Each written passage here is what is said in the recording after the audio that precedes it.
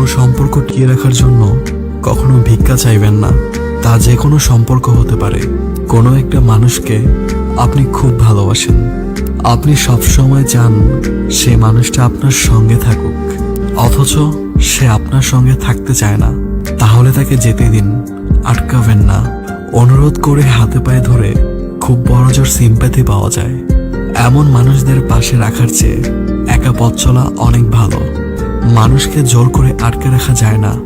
দিন শেষে মানুষ তার ভালো লাগার জায়গায় কোনো না কোনো ভাবে চলে যাবেই। আর যদি জোর করে কাউকে আটকে রাখেন, তাহলে সে প্রতারণা করবেই, হয় নিজের অনুভূতির সাথে আর না হয় আপনার সাথে।